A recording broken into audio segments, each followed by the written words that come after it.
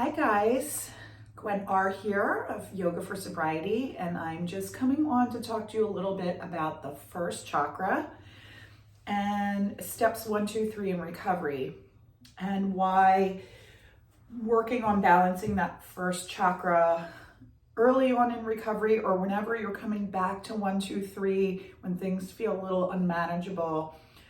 Let's talk about why we want to balance that first chakra.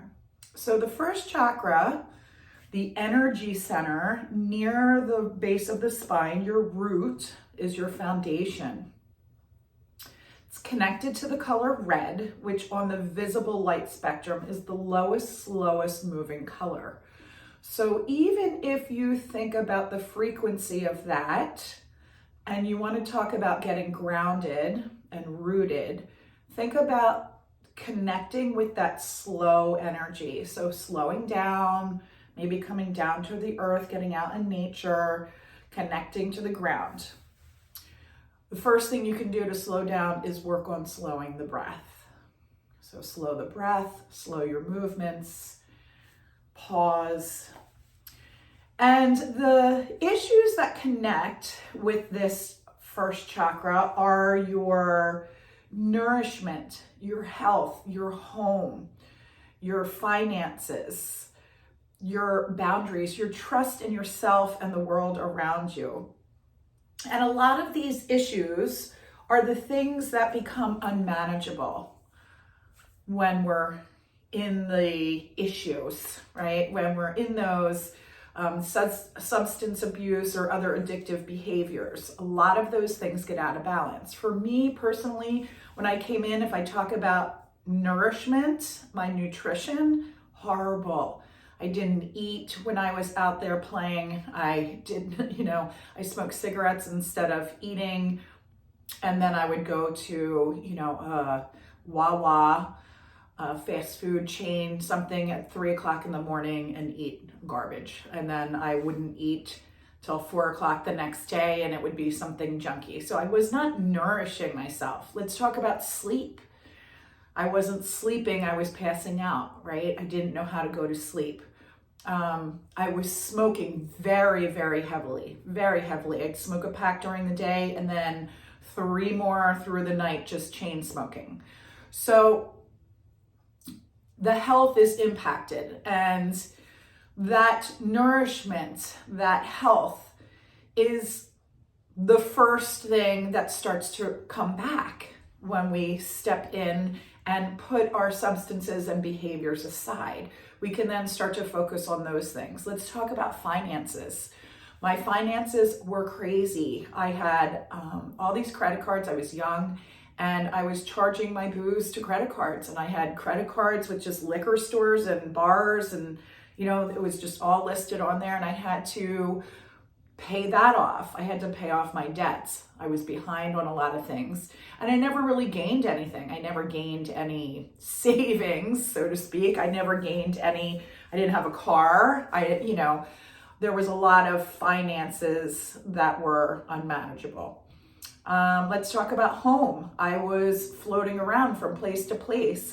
When I hit bottom, I was at a friend's house staying. She had an extra room, and I was staying at, it was actually her father's home, and I was staying with them, and they were so gracious. But prior to that, I was couch surfing, with all my stuff in the beautiful green garbage bags and just moving around from place to place. And I'd go home, and then I'd crash at somebody else's place, and then I'd live, I'd rent someplace for a little while, and I was just all over the place. So I wasn't grounded into a home. Let's talk about trust. So when I came into recovery, I didn't trust myself to make the right decisions, but I also didn't trust you or anybody else. I'm sure people weren't trusting me to be reliable. I can't speak for them, but trust was blown up. Appropriate boundaries. I either had really big boundaries where I was keeping you far away and wasn't letting you in, or it was the other way, complete no boundaries, just open, and maybe I'm all up in your stuff, right? There was no appropriate boundaries there. So reclaiming that manageability meant at first I had to learn how to go to sleep. And then I had to learn how to nourish myself. Oh yeah, I forgot to eat today. Because yes, I would forget to eat. My husband is baffled by that whole concept. But yeah, I would forget to eat. How about things like putting gas in the car?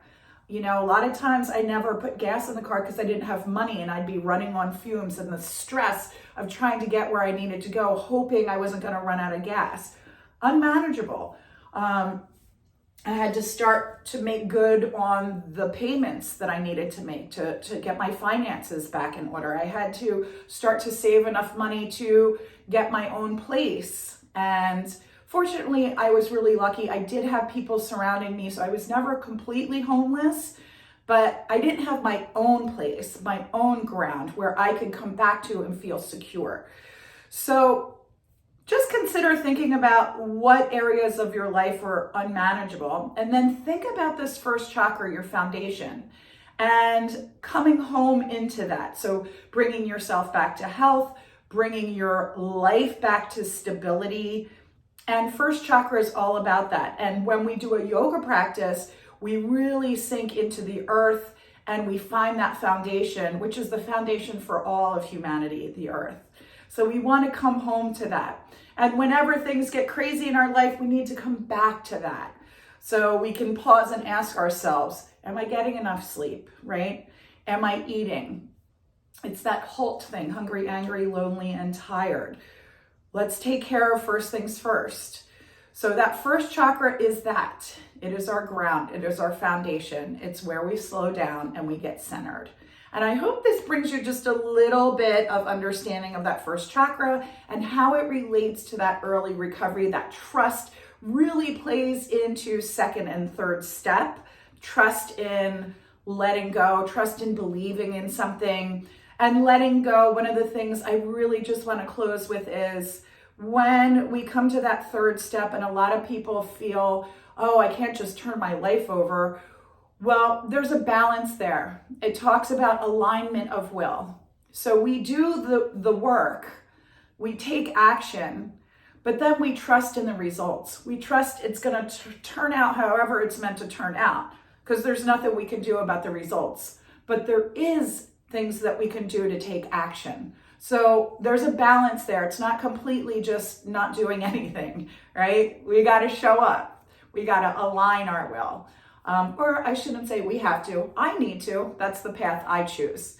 So I align my will, I take the action, I take the steps, and then I practice trusting and letting go and knowing that it's going to turn out however it's meant to be. And then I find acceptance in that, whatever that is, and then take the next step forward. So I hope that brings you a little bit of something to think about today and ponder. And with that, I'm going to sign off and wish you a beautiful day. Om Shanti, peace. Namaste.